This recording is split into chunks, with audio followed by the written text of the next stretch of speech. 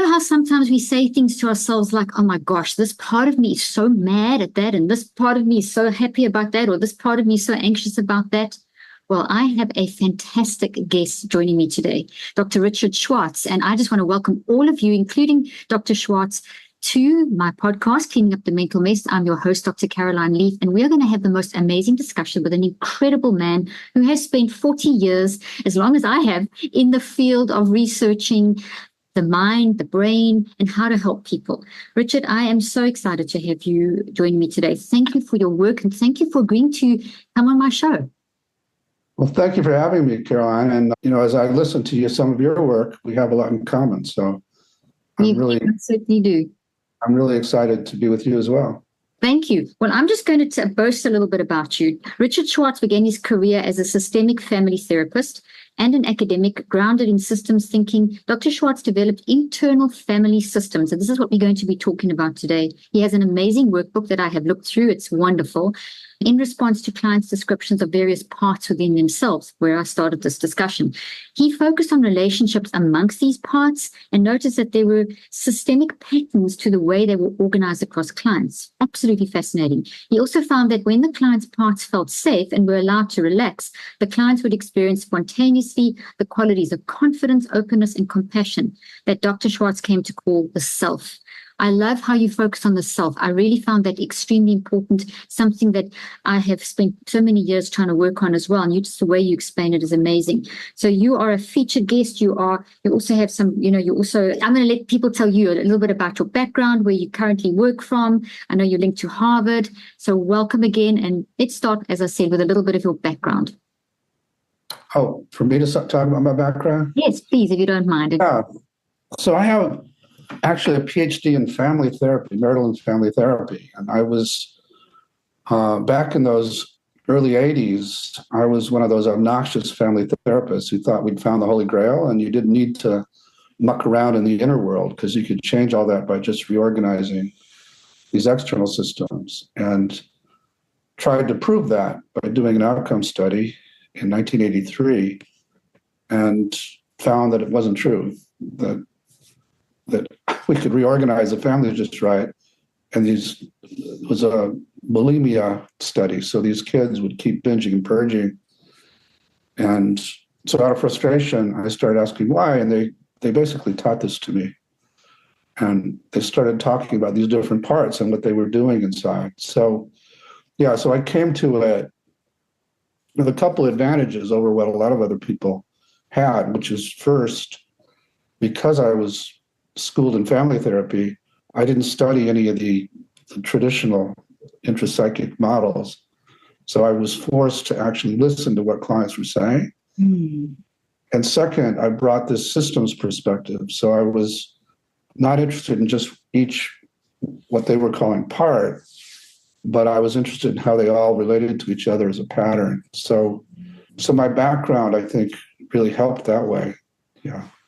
That's amazing. And this IFS that you developed over these 40 years, internal family systems, it's a transformative tool that really helps people, not only the therapists, not only in psychotherapy, but people can also learn to help themselves, which is why you brought the workbook out, which I'd love to discuss as we move on in the discussion. But can you explain what internal family systems is, what you developed, how it works, what are the parts, how do you make a statement that's quite outside the box, and I love it. When I heard it, I thought, okay, this is someone I'm going to interview because this is something that I agree with. Where you said we're all made of parts, and that the diagnostic label of people having multiple personalities is actually not really, it can happen, but it's more the mind kind of being blown apart, which is something I totally agree with. But that we all have these parts. And that if we can make space to connect and communicate between these parts and understand them through the recognition of the self that can't be touched, we can change. You can see I've been listening to you and reading your stuff. So can you talk about this transformative, take as long as you need, explain it from bottoms up, how it works, and help us to help ourselves? Well, yeah, you gave me a great start there. So as I was saying, these clients started talking about these different parts. And with the bulimic kids, they would talk about the binge part that would make them overeat. And then this critic would come in afterwards. And then they would have this shame attack. They'd feel totally worthless which made them binge more. So they were caught in a kind of vicious cycle that way. And at first I thought these were what most of psychotherapy thought. The critic was some kind of internalized parental negative voice, and the binge was an out of control impulse. When you think about them that way, then you want to control them or you want to argue with them. And so I did that for a while. And then I have one client who, in addition to all that, was cutting herself, and I couldn't stand that she was doing that. So I got into a big power struggle with that part. And because, my clients were talking as if these parts weren't just little thought patterns, that they actually had full range personalities in there. And as I got that, at first I got scared because maybe they're got multiple personality disorder. But then I listened inside myself and, oh my God, I've got them too. And some of mine are as extreme as theirs. And then I calmed down and just got more curious about it, but still was trying to get everybody to control these things. And with this cutting part, I badgered it for a couple hours until it finally said it wouldn't cut her that week. And then, of course, the client comes in the next week and she's got a big gash down the side of her face. And I just collapsed emotionally at that point and spontaneously just said, I give up. I can't beat you at this. Why do you do this? And the part proceeded to talk about how when she was young, it needed to do this to get her distracted from the abuse she was suffering. And so that was the kind of turning point in the history of this work, because I shifted to now I'm just really curious, not only curious, but I have a kind of appreciation for the heroic role it played in her life. It literally saved her life. And I could have her convey that to the part. The part broke into tears because everyone had vilified it and tried to get rid of it. And, I love how much of an advocate you are for taking away these pathological diagnoses from people and helping them understand it's really based in trauma and so on. And so that started me on that path of shifting away from trying to control to helping people get curious about these parts and actually just start listening to the critic and asking what it's afraid would happen if it didn't do this work.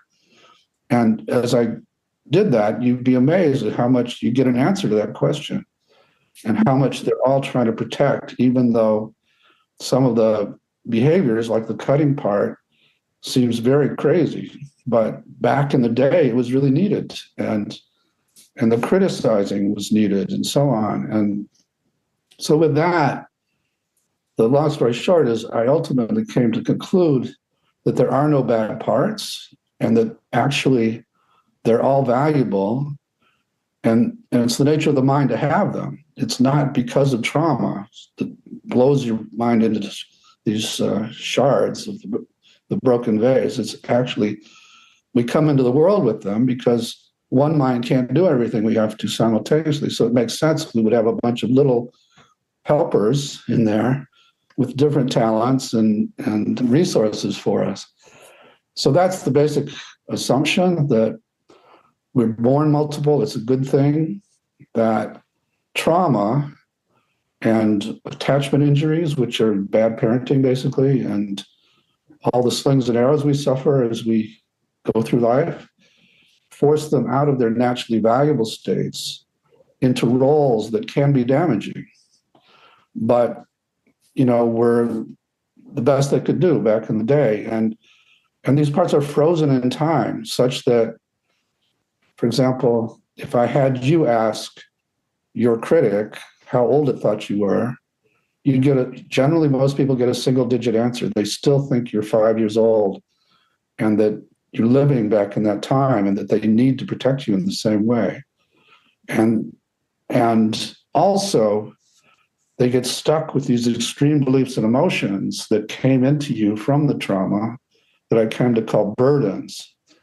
And those burdens are not inherent to the part. They're just, they attach to the part and drive them like a virus, something like that.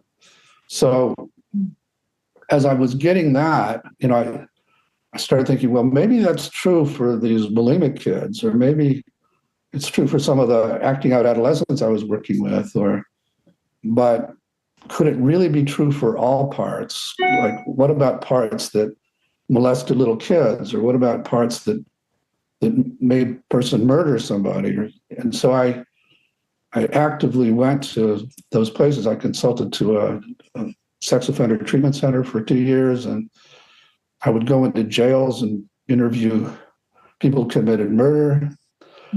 And lo and behold, those parts too, when you got curious about them instead of hating them, would show scenes from when they got their job, which were also abuse scenes, and that they took in the energy of their abuser in order to protect their person from the abuser. And then they get stuck with the desire to hurt, vulnerability, and so on. So that was mind-blowing, that there really are no bad parts, and that it's so freeing as well. It really can free you up from so many other burdens. Absolutely. And again, being a systems thinker, I was trying to make a map of this territory as I went. And the big distinction that leaped out immediately was between parts that before they were hurt were these inner children that we love so much because they bring us creativity and joy and playfulness and liveliness and so on. But once they do get hurt or terrified or ashamed, now we don't want to be around them anymore because they can make us feel the emotional pain that they carry now, the burden of that, or they can make us feel worthless, or they can make us feel terrified because of they're still frozen in those times, and they can pull us back into those scenes. So we tend to almost naturally want to lock them away inside and not attend to them anymore and just move on. And ours, as you know, is a just move on culture where you get hurt and you don't want to dwell on it. You just want to let it go and suppress it in some way with something. Yeah, exactly. And the problem with that approach is that it isn't just the memories you're leaving behind or even just the emotions. It's these lively, childlike parts who, just by dint of getting hurt, now you abandon. And they're still there, and they're still stuck in these scenes. And they're still dying for attention. They're still wanting you to get what happened to them. And they feel quite abandoned by you now. And so we call those the exiles. And most of us have a bunch of exiles. And when you have a bunch of exiles, you feel more delicate and the world seems more dangerous because so many things could trigger them. And I've heard you talk about this too. And when they get triggered, it's like this big explosion of raw emotions, flames of emotions come bursting out and make it so you can't function and take you out if it's bad enough. And so to deal with all that, we have protective parts. These other parts are forced out of their naturally valuable states to become protectors. And some of them do that by managing the external world so that, we don't get triggered again. And they're very much into controlling people or the external world and keeping us in our heads, for example, or they often become these critics because they're yelling at us to try and get us to look better or to behave perfectly, or so we just don't get hurt again. And so a bunch of us have a bunch of these manager parts. We usually call the ego or something like that. And they're just trying to do their best. They're like over-promoted little kids generally. They're too young to have all this responsibility. But they feel like they've got to do it to keep us safe. And the world still triggers our exiles at times. Or they just kind of burst out because they're tired of being locked away. And when that happens, it feels like a big emergency because you don't want to feel any of that anymore. And some parts of you think you're going to die if you go back there. So there's another set of parts who, in contrast to these managers who are trying to keep everything under control and please everybody, take you out of control and often piss off everybody because they don't know what else to do but get you higher than the symptom, higher than the flames of emotion, or douse them with some substance, or distract you until they burn themselves out. And so we call these protectors firefighters. So that, and in contrast to the managers, they're impulsive, reactive, damn the torpedoes. I don't care about the collateral damage to your body or to your relationships. I've just got to get you away from those feelings. Mm-hmm. So that's the map. It's pretty simple, really. The exiles are very vulnerable and hurt but locked up. And then the protectors, who generally fit into one of those two categories of manager or firefighter. But the big, I guess, discovery, for lack of a better word, and I've heard you talk about a version of this, is that just beneath the surface of these parts I've been talking about lies a kind of healing essence with all kinds of wonderful qualities that I call the self with a capital S. And I just stumbled onto that discovery because as I'm trying to get these parts to, or get my clients to listen to rather than fight with their parts, once I got hip to the fact that they deserve to be listened to, I was, say, I'm working with you, with your critic, and you're trying to get to know it, and you're curious about it, and it's relaxing more, but suddenly you're furious with it. And it reminded me of family therapy sessions where I'm working with two polarized family members, trying to get them to listen to each other. And suddenly a third jumps in and is taking everything south because they're siding with one against the other. And in family therapy, we learn to get that third person to just step out of the way and mind their business for a while. And things settle down and go better. And I thought maybe the same thing's happening with this inner system. Maybe as I'm trying to get you to listen to your critic, a part who hates the critic has jumped in. So I began asking clients, can you find the one that's just come in? And could you get it to just relax back in there and wait until we're done? And to my amazement, most clients could do that.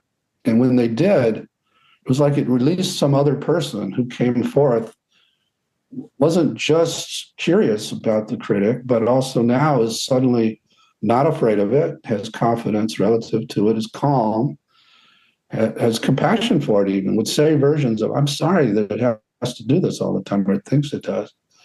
And a bunch of other what we call C-word qualities would just pop out spontaneously. And in that state, the person would kind of know how to interact with the critic or whatever part in a way that would help it and actually heal it and help it transform. And when I did the same process, this step out process with other clients, it's like the same person would pop up with those same C-word qualities of calm, confidence, curiosity, compassion, courage, clarity, creativity, and connectedness. And so now, 40 years later, I can safely say that that is in everybody after thousands of clients, and now thousands of people using this all over the world, that essence is in everybody, can't be damaged, and is just beneath the surface of these parts, such that when they open space, you feel it. You just become that person. And in that state, you know how to relate to your parts in a good way, and you can relate to other people with those C-word qualities. And so that's the big deal about IFS, that's in there, that's possible to access fairly quickly, often. And yeah, so and that's the model. Basically, it's actually pretty simple. Fantastic. You explained that so beautifully. I want to just reiterate a couple of things. So you mentioned some questions around this, so to make sure that everyone gets this. So you said something very interesting, and I've heard you say it in some of your interviews, that you love attachment theory, but they got one thing very wrong. And attachment theory is very all over social media. It's very popularized. And I found that really so insightful and observant when you commented on that, because it's something that's worried me as well. Would you mind explaining that? And then I've got a couple of other questions related to the model that I'd love to just clarify for everyone. Then I'd love to dive into the workbook to see how people can apply this themselves. But let's start with the attachment theory. Sure. Yeah. So I studied attachment theory in in graduate school and loved it and still do most of it. But when I ran into what I just described with the self, that I started to question it, because basically attachment theory says to have any of those great qualities inside, you had to have gotten it from a relationship. So either from your caretaker when you were young, or if you didn't get it there, from a therapist, or from your spouse or someplace. It's not inherent in us. And I was finding this self in people that had horrible, horrible childhoods. There was no way I could explain its existence, through basic attachment theory. And it wasn't until actually some students said, well, maybe this is like Buddha nature, or maybe this is like Christ consciousness, or maybe this is like Atman in Hinduism, that I started to look around and, oh my God, most spiritual traditions have a word for it, and almost no other psychotherapies do. And so I love attachment theory with that caveat, that it doesn't allow for the existence of this. I'm so excited you said that, because a lot of the 30 years, nearly 40 years I've been in the field, I've been researching. One of the things is the non-conscious mind. And there's so many ways that conscious, subconscious, non-conscious, unconscious is used. And the word non-conscious is something that's not used correctly, in my opinion, at all across the field of psychology and psychiatry. And yet the non-conscious is literally what you've just described. It's this inner wisdom. It's this self that has all those 8C qualities. And it's this filled with everything we need to heal and to be able to talk to those parts. So, and I agree with you that the attachment theory, those pretty much that self gets, it's untouchable. I agree with you, it's core. But then we can have a lot of things, almost like, the ivy that goes, if you don't look after a garden, all these things, thorns and things can cover up the core of the plant, kind of thing. And so life burdens can do that. You can kind of cover up the self, but the self itself is always protected, and it's always those values, and it's always something that we can learn to access. And if I'm hearing you correctly, this therapy is enabling people to see how they're showing up with their parts, make friends with those parts, give the parts space. And in order to be able to do that, you're actually tapping into yourself. So you have to tap into the depths you have to consciously tap into your non-conscious. So I call that the non-conscious, and be able to have these these conversations, literally in a dialogue with yourself, and make space for each of them and not fight each of them, because each is playing a role, but that role can sometimes become distorted. So attachment theory, you just learn all of that, I agree, is not correct, because you learn the distortions, but you don't ever learn the core values, the core self. That is who you are, your uniqueness. And I loved how you explained it. As soon as I heard that, I thought, wow, you really got this. I love that.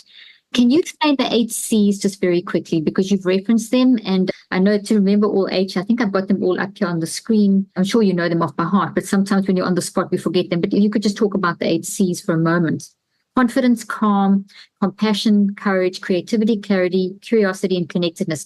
Beautiful. So your literally theory around the 8 C's is how the self shows up. And if we can tap into that, if I'm correct in understanding you, we're tapping into key qualities that help us apply wisdom in our life. That's exactly right. Yeah, when I would run into this in clients, I thought, okay, what do they have in common when they are in this place? And I like alliteration, so I started seeing some of the C's, and then lo and behold, it turned out they were all C's. But there are other qualities that don't begin with the letter C. We don't talk about them, not because of that, but because those 8 C's are the ones that are most useful in the healing process. But we have also the 5 P's, which include patience, persistence, perspective, presence, and there's one more I can't remember right now. Yeah, but I get it. So that's those are beautiful. So you're saying the C's, almost like the C's come first. So we think of it, confidence, the confidence to know that you're okay. Let's quickly run through each of them and just give us an indication of how. I want people to really see the depth of the beauty of the self, and to give them the belief that this is where we can operate from. So does that make sense? Totally, yeah. This is where we can operate from. This is who we really are. And you make that point too, that we aren't these emotions that get us diagnosed, that there's somebody else in there. And that's a big relief to people to realize. Huge, huge. So the first one you talk about, I don't know these in any specific order, but you talk about confidence. Yeah. Maybe So a word about that, sentence about that. yeah. So just the confidence, not only to work with these scary parts, because, if I'm working with somebody who's terrified of their rage, for example, and the big question to get a sense of how much self is present, if I was working with you, say, how do you feel toward that rage? And you might say, I'm terrified of it because it's caused so much damage in my life. And I would say, that makes sense, but let's see if the one who's so scared of it would give us a little space. And I would say some other encouraging things like, if it does step out, if it does relax, we might be able to help this rage change, but we can't do that if you're so scared of it. And so then you'd say, okay, it stepped back. Now, how do you feel toward the rage? I'm just kind of curious about why it's, wants to hurt people. And I feel confident relative to it, out of the blue. I didn't tell you to be confident. I didn't tell you to be curious. You're just there suddenly. And in that state, now I can have you have a conversation with the rage in which he'll drop its guard and talk about the parts it protects that are stuck back in terrible scenes in the past. Mm-hmm. And we're doing this with people in jail and, lots of stuff. So that level of confidence that you shift from being really scared of something to suddenly not being scared at all and just have a confident way of relating to it. And the same thing people can do in the outside world. If they're really scared of a certain relationship or having a conversation with somebody, they can work with the scared parts to just let them handle it. And like when I do an interview, before I come on, I'll ask all my parts to give me a little space and let me handle this. And, I was thrilled to hear how much you liked IFS, but I didn't know that coming into it, Caroline. And so I would just get them to, okay, I know you're nervous about this, but let me stay in self. Let me just handle this. And I feel the shift and suddenly I'm feeling fine, feel confident. I love that. That's amazing. So you literally touched on all of those. You gave yourself compassion, you calmed yourself down, you got some confidence, you got creative with your answers, you got clarity, you're allowing yourself to do all of those things. So those are just an indication of that's in all of us. I think that's just so amazing. You also said something very interesting at the beginning as you were explaining so beautifully how IFS works, how when you first started out in therapy and some of the systems that you were using, well, not even systems, because you're a systems person like I am. I also believe in systems, and then techniques fit within the systems. And there's so many techniques that fit within the systems. You said something along the lines of you weren't happy with how it was the inner self was ignored, and it was all focused on the external, very much sort of cognitive behavior therapy style. That's the wrong thought. Let's just replace it. But there's a whole lot of inner, it's almost like, okay, let me not answer the question. I'd love you to talk more about that. What worried you about the external focus and not enough of the internal, something along those lines you briefly mentioned. And I'd love you to just dive a little deeper into that and the importance. Yeah, it just was one of these when prophecies fail, because I was this ardent, kind of obnoxious family therapist who thought we'd found the Holy Grail. And then suddenly I'm faced with the fact that my prophecies failed, that my bulimic kids kept binging and purging despite the fact we'd changed everything that we were supposed to. And so, rather than try to ignore all that and just say, well, they're sicker than we thought or something, I got curious. And that's how the model happened. But yeah. Back into the internal parts of the person, you really got down when you said you were very emotional when she came in with a gash in her cheek, and that really got you, and you just kind of dipped right into yourself and then connected with herself. And that's when kind of gave birth to IFS. That's a good way to describe it, that at some point I got all my parts with all their fears and assumptions to let me just open my mind a little bit and get curious about the clients' parts. And I'm so grateful to those early clients because they really just taught it to me. And so that's partly why I'm so, I feel like I'm just a good scientist like you.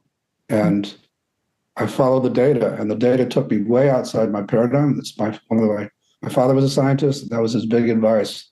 Follow the data, even if it takes you way outside your paradigm.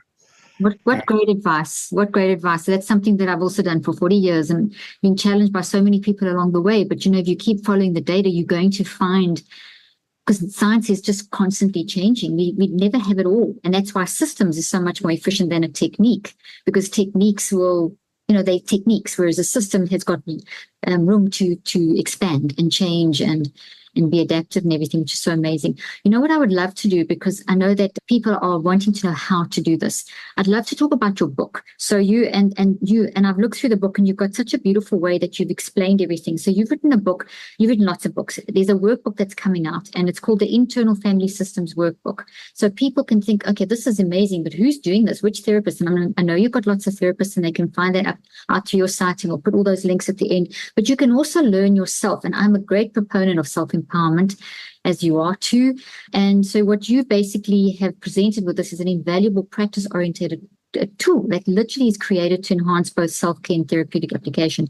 So it's a beginner-friendly overview, and I've got the book open in front of me, and you literally take them through the process. But so I think what will be very helpful is, you've talked about the parts. Of the model, can you explain what those parts are? Once again, I think there's 4 main parts. Or is that correct? There's 4 main parts, or something, because you've got the protector. If you could explain that. And then starting with, it's the self, that's the core, and then there's these parts that we have, and you've categorized those. And then maybe we can just talk through a little bit of the layout, because you have like a meditation, and then you have little questionnaires, and you take people through the process. Literally, they follow page by page. It's like literally doing therapy with you. But let's start with the overarching basics of the different parts. What are the different parts? Yeah, and again, what I'm going to just describe, I want to be clear, these are not the essence of these parts either. These are the roles that they're forced into. Just like kids in a family, you work with a dysfunctional family, and they've got a scapegoat, and they've got somebody else who's in a different role, and you work to change all that, and it frees these people from the roles they were forced into. The same is happening with this internal family. But when you first start out, most people have a bunch of what I call exiled parts, which are these sensitive inner children who get hurt the most because they're the most sensitive. But once they get hurt or terrified or feel worthless, then we don't want anything to do with them. So they get abandoned. So most of us have a bunch of those. And then when you have a bunch of those, you have protectors that other parts have to become. They don't like it, but they feel like they've got to do this protective role, often in extreme ways, because you weren't able to protect when you were a kid. And they said, okay, I can't trust Caroline, I'm going to take over. And so they're kind of running things thereafter. And some of them protect to try and manage your life, and some of them protect in more impulsive ways to get you away from the exiled feelings. So that, again, is the map. And when I'm working with somebody, and if you wanted a role play, I could walk you through it. And we could do that, or we can do that. And I also just want to make sure we highlight how you've laid out this book, because I found that very helpful. Oh, okay. It helps people walk through the process of starting to get to know a protector. We always start with protectors, because I learned the hard way. If you go to exiles too quickly, the protectors are going to backlash. They're going to punish the client because they've been trying to keep all this hidden for so many years, and suddenly you're opening the door to it all.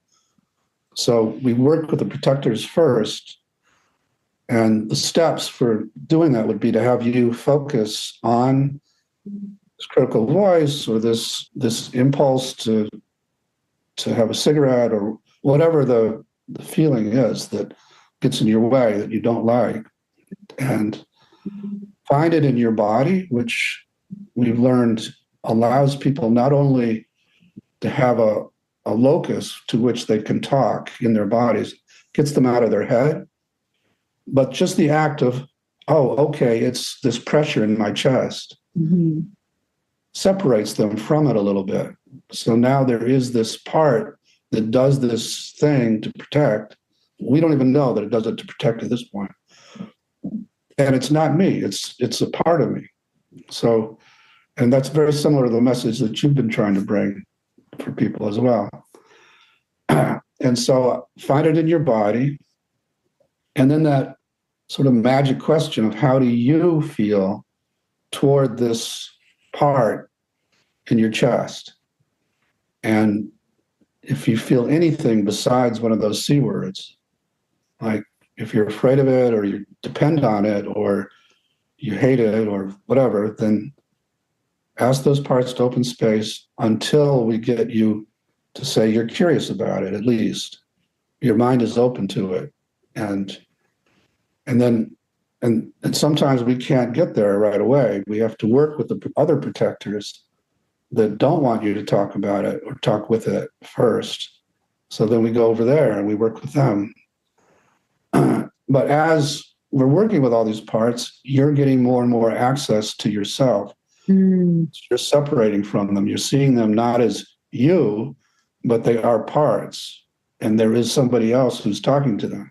So you're standing back and observing, you're self-regulating. I have something called the multiple perspective advantage, which is where you're standing back and observing, creating that space, which is, I think, what you're saying with this. So if I just quickly want to confirm. So we've got the exiles, which are the things that have happened to us, those parts, and then we've got the protectors the protector parts that can be all kinds of things. So it's exiles, which are the trauma events or whatever, or things that happen. Then you've got the protectors that help us to cope with those. Those are the two main parts. Is that correct? That is correct. Then within each of those, there's different types of exiles, different types of protectors. Okay, those two main parts. And then obviously the main categories, absolutely. Okay, two main categories. So there's the self, which can never be touched, but it can be blocked. So you're training them to get into the self.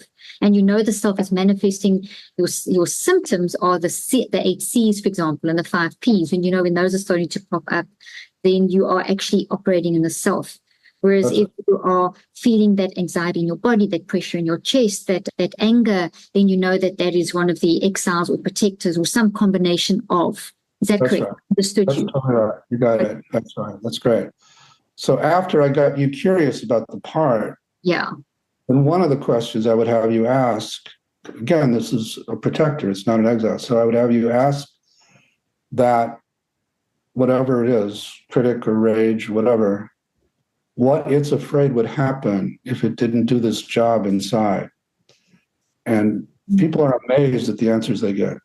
If we can get them out, if we can get their thinking parts to relax back, so they're really just listening inside in their chest or wherever they find the part, they will get an answer to that question that often blows their mind, which is, I'm afraid if I don't do this, you will feel all this pain that's in there, or that this rage will take over if I don't keep you feeling bad about yourself, and once we get that answer, then I could say, okay, Caroline, I want you to let you know this part is really just trying to protect you.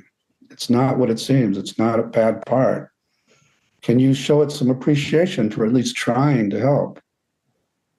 And most people can at that point. And the part who has been vilified for decades now feels the appreciation, and it relaxes a lot.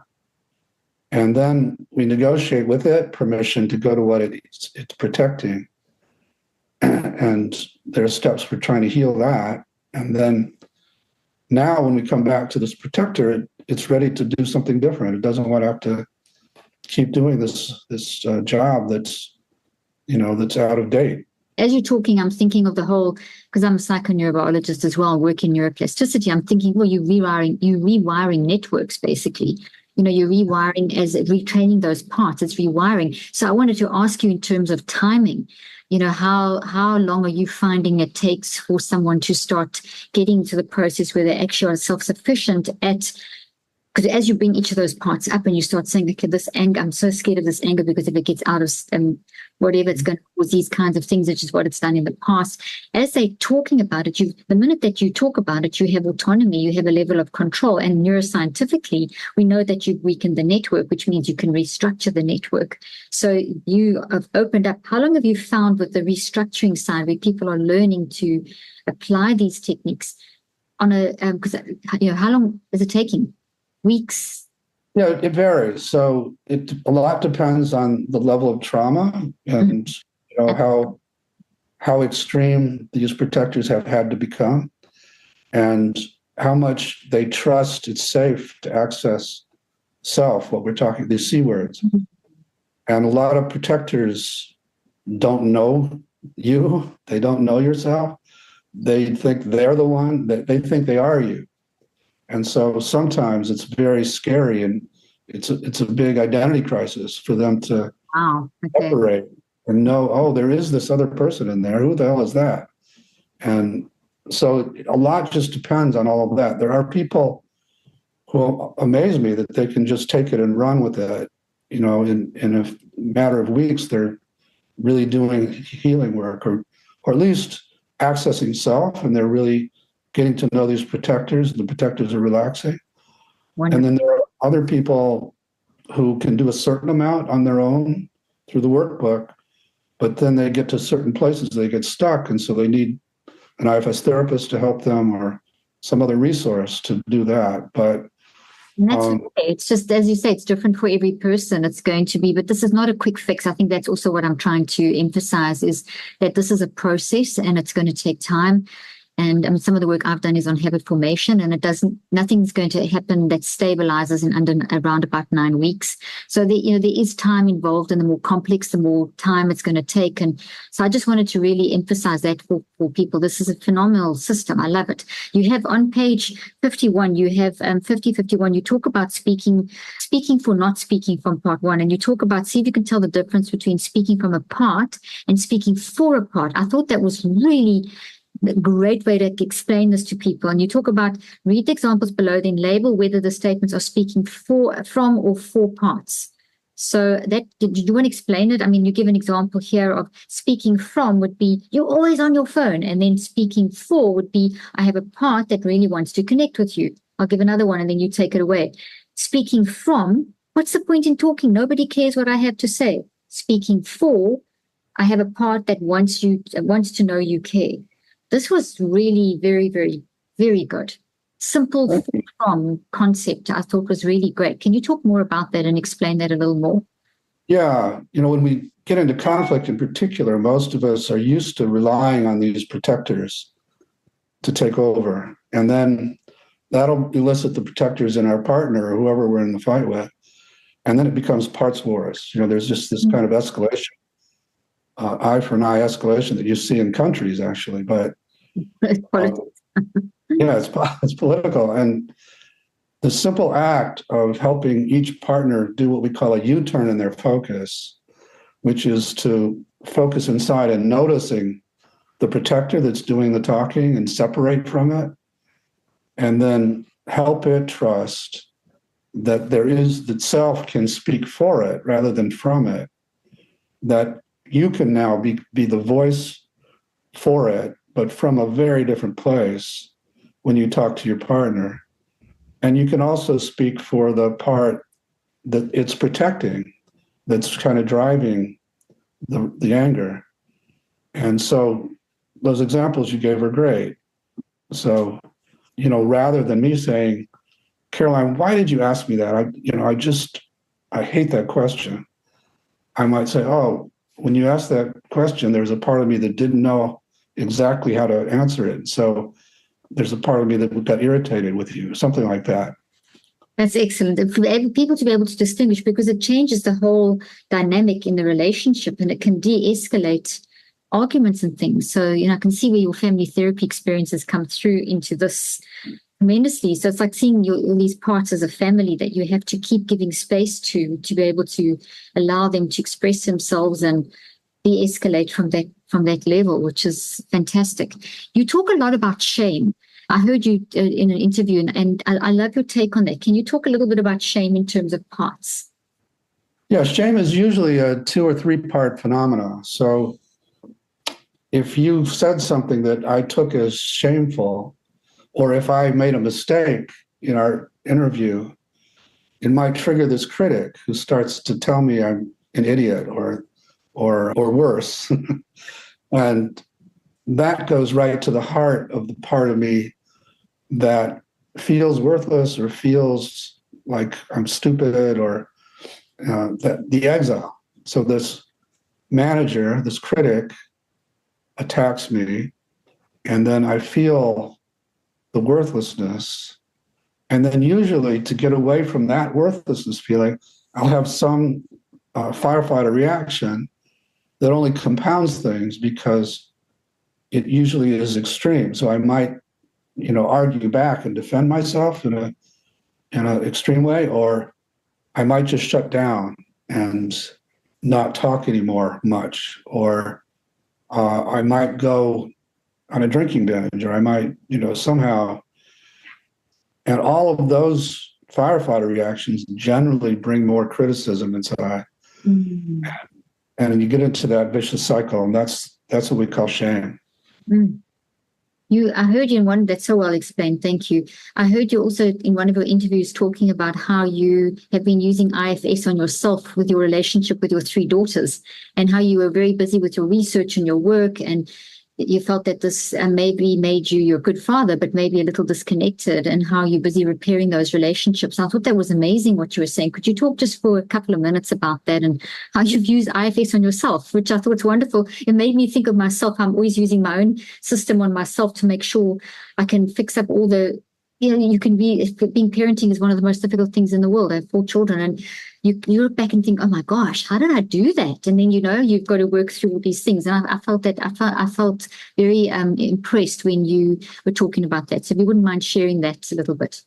I have to. I came out of my family with a lot of worthlessness for various reasons. And with that came a part that was determined to prove that I was valuable. And so when I ran into this phenomena, I saw it as the way I was going to prove that. And so this kind of workaholic part took over. And so when I was raising my kids, when I was around, I was a pretty good father, but they all talked about IFS as the 4th sibling. I have 3 daughters, so and the preferred sibling. So they, felt resentful, and they felt and luckily at the time I was married to a wonderful mother who, because they're all now pretty healthy, but I was much more absent than was good.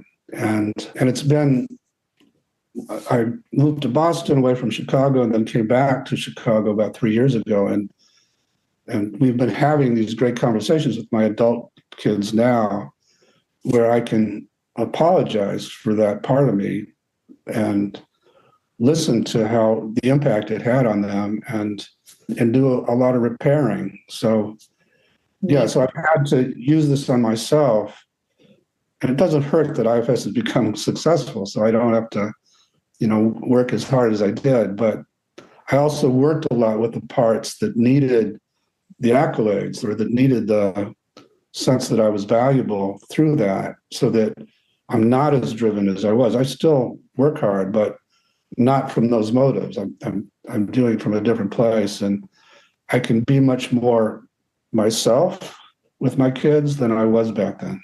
Amazing. So your parts have kind of balanced off and calmed down. They are running under the control of the 8 C's. Last question, which is a big question. So we're probably going to have to do a part 2 of this, and I'd love to have you back again. What is your take on addiction? And, on applying IFS in addiction. And addiction is such a massive thing. I don't believe it's a disease. I'd love to know what your take is. And I mean, I can just see that IFS is an amazing way of helping people who battle with addictions of all types. Yeah, it's very, very, very similar to what I've been saying, that there is often an addict part that is a firefighter initially, and then it kind of becomes a manager. And it's really just trying to keep you away from your exiles a lot of the time. So you don't feel the pain, and you get triggered in some way, and you got to go and get drunk. and it's really just trying to protect, and then it gets vilified by the culture, everybody around you, and also by a lot of the treatment center stuff. And so, this has been a controversial approach for us to actually honor those addict parts for their service, and then learn about what they're protecting and heal that, and then finding that once we heal that, they don't want to, they're not inherently addictive. They just are terrified that if they don't do this, you're going to die. A lot of the time they really believe that.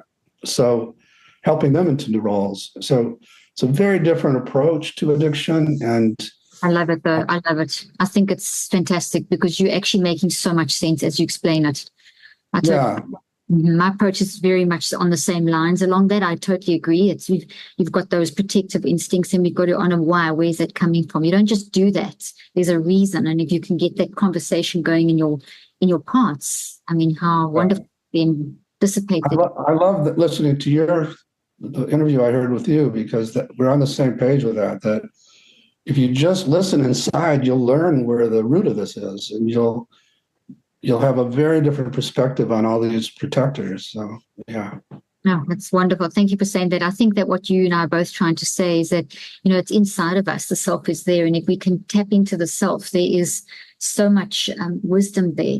And there's so much of the world telling us to do this, do this, do this, do this, do this. Lots of doing and external techniques and that sort of thing, which is the question why I asked you that question again about the external focus is not good enough. We have to give the internal focus. And so I honor that in the work that you do. And I'm excited about your books and about your new book coming out. Where can people find out more about you, Dick, and learn more about IFS and the book and everything? Yeah, our website is -institute.com. And I think the workbook comes out in December. I'm not sure, but I think you said December 3rd. I've got the date here, December 3rd, 2024. Yeah. And there's a bunch of, like you said, a bunch of other books and lots of videos and things explaining your technique. Lots of videos. Yeah. So we'll put all of that in the show notes. And thank you so much for your wisdom, your work, and your time today. And I look forward to talking again for sure and diving a little deeper. I would love to see how we might want to work together even. And yes. As I said, I had parts nervous coming into this, and I just have loved it. So I really appreciate it. Oh, I've loved it too. It's been fascinating, and I love what you're doing, and it just makes so much sense. So thank you for your work, and I am excited to see where this goes and how in the future and working together and all kinds of wonderful things. So thank you so much for joining me today. I really appreciate it. Thank you, Caroline. Thanks everyone for joining us, and we'll see you next time.